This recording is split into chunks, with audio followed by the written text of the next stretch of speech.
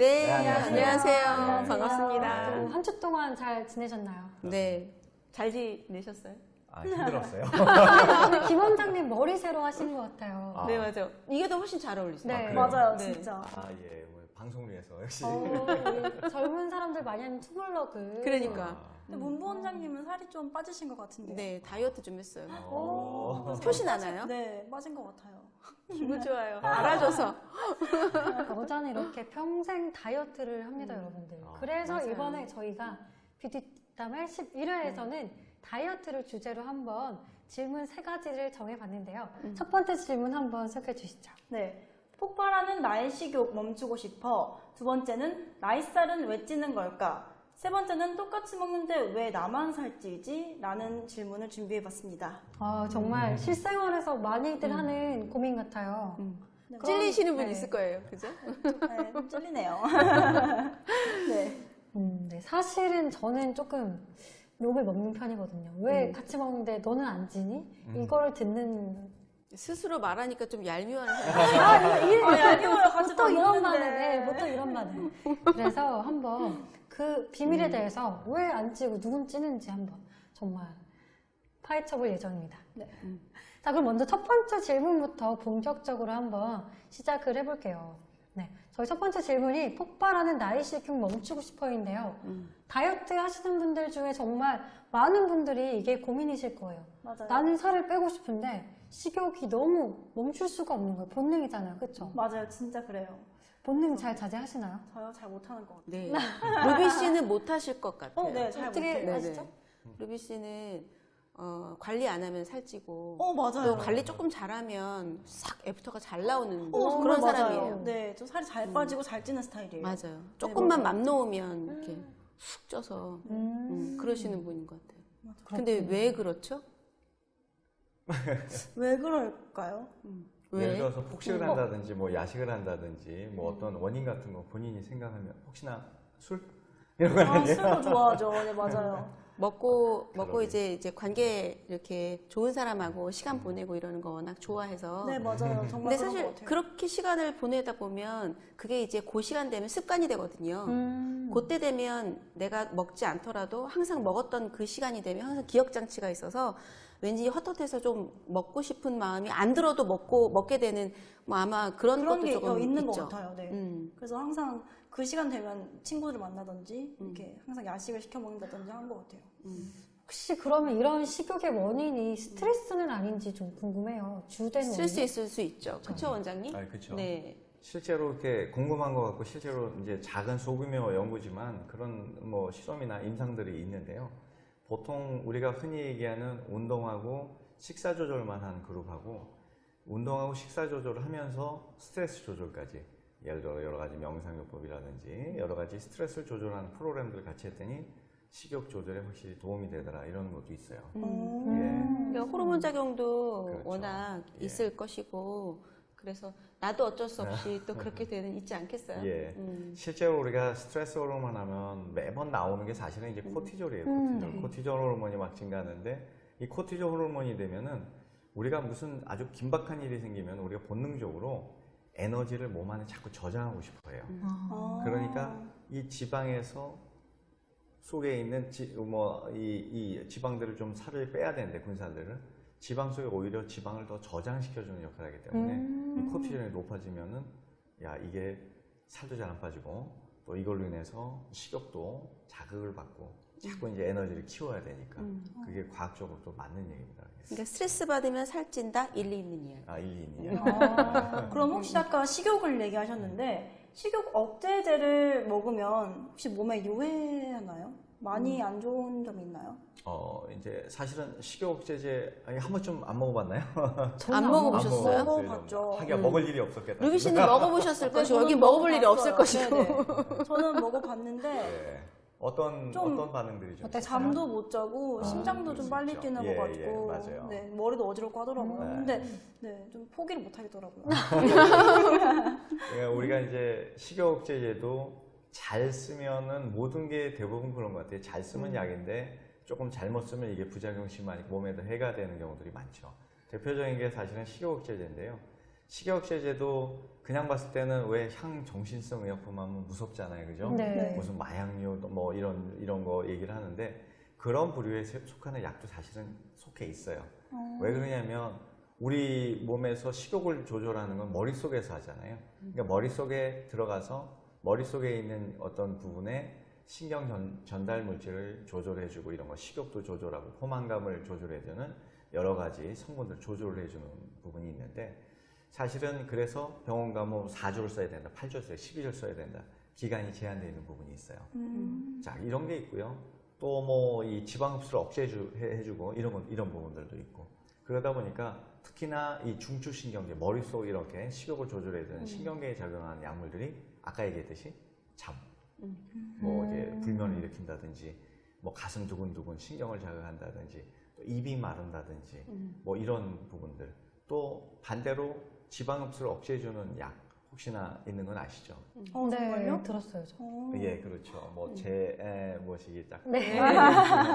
뭐. 예, 그런 걸 먹으면 처음에 아주 심한 사람 같은 경우는 심지어 왜 이 화장실 가고 싶어도 가다가 속옷에 좀 실례를 하는 약간 경우. 요실금 심지어- 증상. 예, 변실금이라고 그러죠. 조금. 변실금. 예. 그래서 그 심지어는 이제 뭐 패드 같은 걸 좀 처음에 된다든지 아주 심각한 사람들은 양을 조절한다든지 이런 것도 그런 약마다 다 조금씩 있으니까 잘 의논하는 게 좋죠, 그러니까. 결국은 이제 그 사람에 맞는 증상이 있으니 약을 복용해야 될 것이 있고 또 주사를 또 해독해야 되는 경우도 있고 여러 가지 좀 있잖아요. 그렇죠. 그러니까 예. 결국은 이제 나의 증상을 전문가에게 의논해서 정답을 찾는 게 가장 좋을 것 같아요. 내가 판단하는 것이 아니라 네, 그게 가장 중요한 부분이 아닐까 싶으네요. 그렇군요. 그러면 또 궁금한 게 또 이 우유부단한 사람이 살이 잘 찐다는 얘기가 있어요. 결정장애라고 하죠. 네, 맞아요.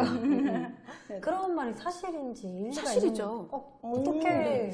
그러니까 이렇게 할까 저렇게 네. 할까 하는 사람들의 대부분의 형태를 한번 보세요. 결정을 잘 못하는 사람들은 대부분 살이 많이 쪄 있어요. 근데 결정을 잘하고 판단을 잘하고 샤프한 사람들의 대부분의 몸의 체형은 보통은 조금 말라 있죠. 다부져 맞아요. 있죠. 막 딱딱 다부지게 네. 그래서 판단하고. 그래서 일례로 어떻게도 이야기하냐면 우리가 음식을 먹으면 그 소화 얘기 나오잖아요. 그 중에 이제 담즙이 네. 나오는데 내가 저녁 때 다이어트를 하다가도 이걸 먹을까 말까 아니야 살이 찌겠지? 아니야 먹고 싶은 거 아니야 이거 내려놔야 돼. 이거 이제 계속 먹을까 말까를 계속 고민하다가 먹으면 담즙이 나올까 말까 안 나가도 되나? 그럼 이제 소화하고 이제 담즙이라는 게 지방 분해를 해줘야 하는데 나올까 말까 하다가 분비가 조금 적게 나온다든지 이제 이런 이야기들이 있죠. 그러니까 일례로 이런 이야기들이지만 결정적으로 단판을 잘 짓는 사람 또는 우유부단한 사람들의 대부분의 체형을 보면 지나치게 릴렉스한 사람들은 우유부단한 사람들이 좀 많고 좀 이렇게 다부지게 뭔가 판단을 잘하고 결정을 잘하는 사람들의 형태는 조금 이렇게 샤프한 형태들이 많아요. 그래서 이 이야기가 일리가 있는지 원장님 맞나요? 어렵네요. 여러 가지 뭐 판단을 해보는데 하여튼 뭐 담즙 부분은 일단 담즙이 지방 소화에 꼭 필요한 부분이라는 거는 맞는데 하여튼 그게 실제로는 이제 조금 더 보면 됐는데 실제로 우리가 좀 우유부단하면 아무래도 교감신경, 부교감신경 그렇죠. 얘기를 많이 하시잖아요. 이게 뭐 에너지를 막 쓰려면은 교감신경을 자극하는 약제들을 사실은 좀 써요. 그러니까 오히려 부교감신경이 너무 이렇게 발달되면은 이게 다이어트에는 그래도 더 나쁜 영향이 주지 않을까 그런 뭐 추측은 할 수 있겠네요. 그러니까 생각해 보면 옛 어른들이 이렇게 전해져 내려오는 많은 이야기들이 사실이지만 이것을 이제 의학적으로 규명하려면 여러 가지 또 필요하겠죠. 근데 일맥상통하는 것들이 있어요.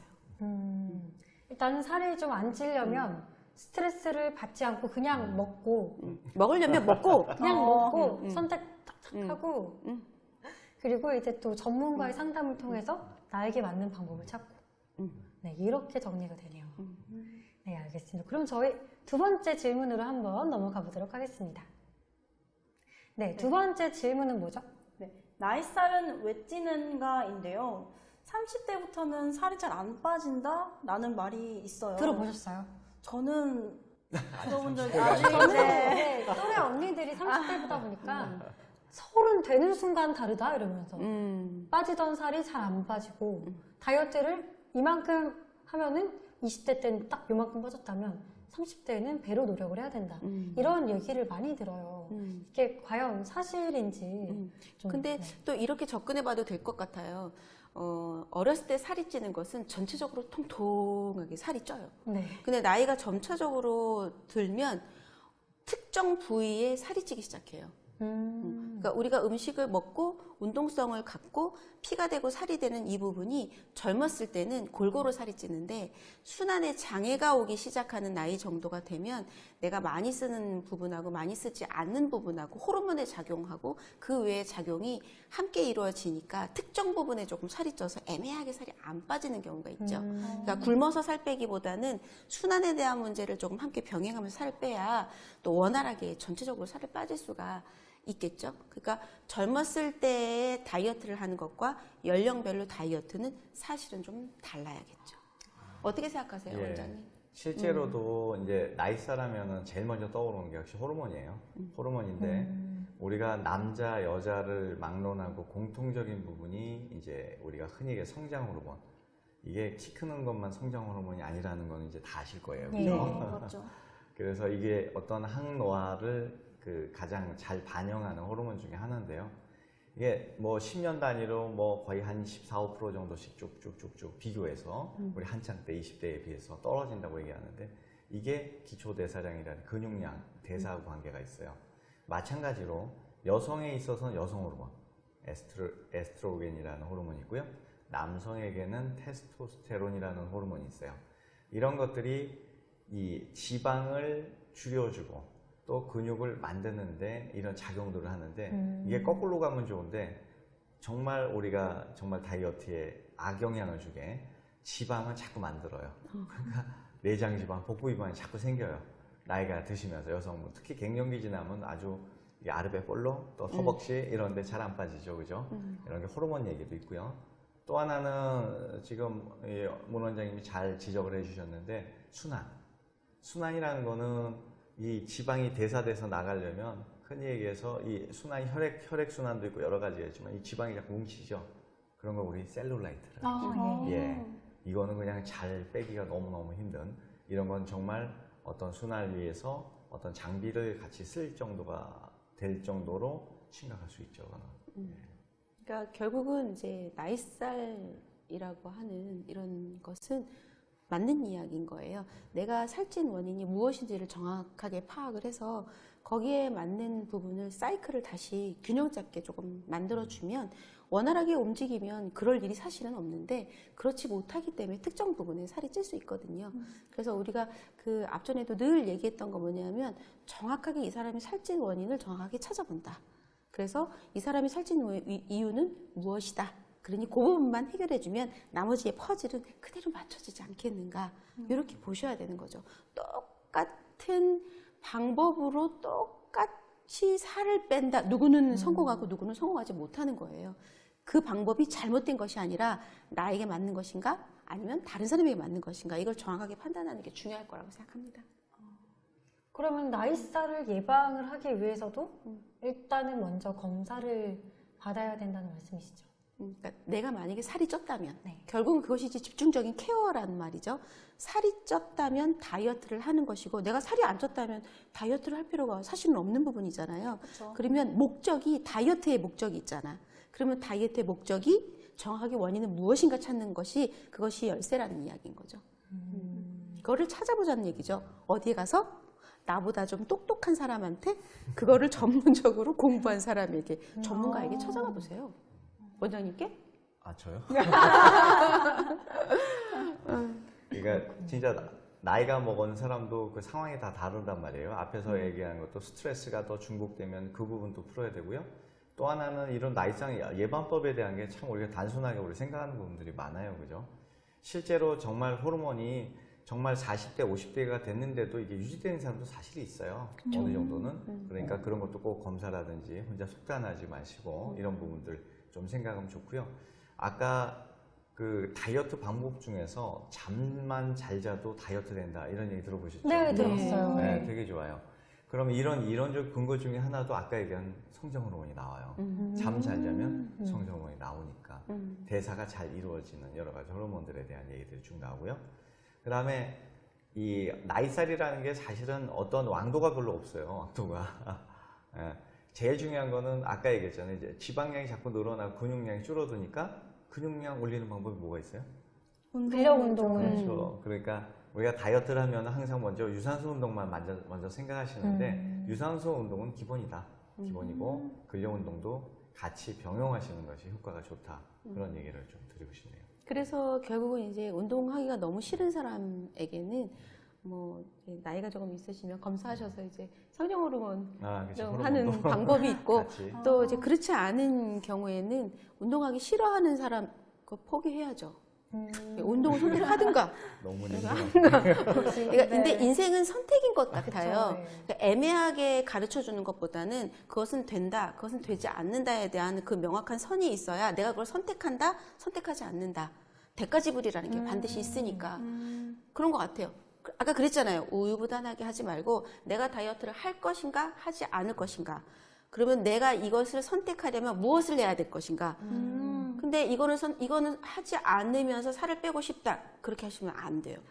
대가지불이 반드시 있다 그랬잖아요. 그렇죠. 모든 걸 다 가질 수는 없습니다. 저 그렇게 생각해요. 그 대가지불을 좀 줄여주려면 전문가를 찾아주십시오. 여러 가지 알겠습니다. 방법이 많이 있으니, 도와드릴 겁니다. 예, 여러 가지 방법이 네, 있으니. 정말 여러분의 선택입니다. 여러분들이 이제 나이가 이렇게 들수록 이제 근육량이 감소하고 지방이 더 축적되는 거는 정말 자연의 섭리이기 때문에 이거를 감수를 하던가 아니면은 열심히 근육 운동을 하든. 더 네. 하던가 혹은 그렇죠. 전문가의 도움을 받던가 이런 식으로 선택을 하시면 될 것 같아요. 한 가지 더 네. 우리 원장님 예전에 그 어느 분이 이제 보통 운동할 때 우리 그 단백질 많이 먹잖아요. 네. 근데 비오틴 같은 거 먹는데 이분은 워낙 근육량이 많은 사람이고 조금만 운동하면 이제 그 근육바보처럼 되는 사람인데 이렇게. 그러니까 일과를 똑같이 이제 근육을 만든다고 해서 같이 먹어버리면 이런 사람들이 이제 걸을 때 이렇게 걷는데 이렇게 걷잖아요. 네, 맞아요. 그러니까 그런 부분도 근육량이 발달되지 않는 사람에게 필요한 이제 이런 부분을 좀 보조제라든지 뭐 이런 걸 함께 먹어서 함께 운동하는 방법도 있고 똑같이 일과를 똑같이 하면 근육바보가 될 수 있으니 선택적으로 이렇게 카운셀링이 조금 필요할 것 같아요. 네, 알겠습니다. 네, 그러면 저희 세 번째 질문으로 한번 넘어가 보겠습니다. 네, 세 번째 질문은 똑같이 먹는데 왜 나만 살찌지? 이게 궁금한 게 있는데요. 마른 친구들이랑 밥을 먹어도 왜 저만 살찌는 것 같은 약간 그런 느낌이 들더라고요. 그랬어. 솔직하게 말해보세요. 진짜 안 먹어요? 먹긴 하는 것 같아요. 나는 물만 먹었는데 살찐다. 아니에요. 정확하게 자기를 보세요. 다 먹습니다. 조금 잘 먹긴 하더라고요. 자, 우리가 음료수를 선택할 때도 살찌는 사람들을 가만히 보세요. 어떤 음료수를 선택하는지. 살찌는 걸 선택을 해요. 오늘 뭐 드셨죠, 음료수? 음료수 완두 아메리카노 먹었습니다. 달달하게 드셨어요? 아니요. 오늘은 촬영 때문에 좀 힘드시면서요. 근데 살찌는 사람들의 대부분의 특징을 보면 나는 물만 먹었는데 살이 찐다. 진짜 물을 먹었을까? 아니에요. 자세히 자기 스스로를 들여다보세요. 분명히 뭔가를 먹었어요. 근데 제가 선택을. 정말로 항상 원래 밥 먹고 단 음료수를 마시는 그런 습관이 있거든요. 근데 언제는 그때 왜 그랬지 아무튼 다 끊고 항상 카페 가면은 여자애들끼리 차를 마셨어요. 그랬더니 그것만 바꿨는데도 살이 막 빠지는 거예요. 원래 날씬하잖아요. 아니 근데 이 후식만 단 음료랑 케이크에서 그냥 일반 차 종류랑 케이크 조금 이런 식으로만 바꿨는데도 살이 막 빠지는 걸 보고 아, 이 디저트만 좀 안 먹어도 근데 네. 우리가 조금 이렇게 자꾸 잊고 사는 부분 중에 하나가 뭐냐면 이거는 괜찮겠지라고 생각하는 그러니까 본인에게 굉장히 관대한 거죠. 네. 그러니까 살이 찌는 사람들의 대부분의 특징은 뭐냐면 나에게 굉장히 관대해요. 그래서 관대함을 지나쳐서 합리화하죠. 요거는 먹어도 될 거야. 요 정도는 될 거야라고 하는 굉장히 관대한 마음을 가지고 맞아. 있어요. 꼭 하는 말들이 내일부터 하면 돼 이렇게. 네. 다음은 근데 살이 안 찌는 사람들의 대부분의 특징은 뭐냐면 자기에게 관대하지 않습니다. 굉장히 엄격해요. 그거를 가만히 한번 생각해 보세요. 나에게는 조금 관대하고 남에게는 좀 엄격한지 나에게는 좀 엄격하고 상대에게는 조금 관대한지. 왜냐면 먹었어도 위로하거든요. 괜찮아. 요 정도 양은 누구나 다 먹어. 음료수 남들 다 먹잖아, 음료수. 근데 본인은 달달한 걸 먹습니다. 잘 한번 들여다보세요. 보통은 이렇게 식사 습관 중에서 자기는 모르면서 흔히 하는 어떤 잘못된 습관들 이런 것도 문제가 되는데, 또 하나 우리가 생각할 거는 기초대사량이라는 게 있어요. 가만히 있어도 일정 칼로리는 소모가 돼요. 근데 이 기초대사량이 뭐 어떤 사람은 1200이다, 1300이다, 1500이다, 1800이다 달라요.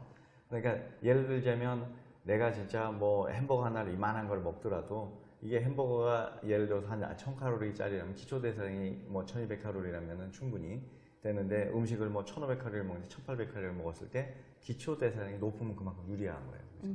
근데 이게 좀 불리한 사람들은 아마 정말로 비슷하게 칼로리를 먹더라도 그 사람은 살이 찌겠죠.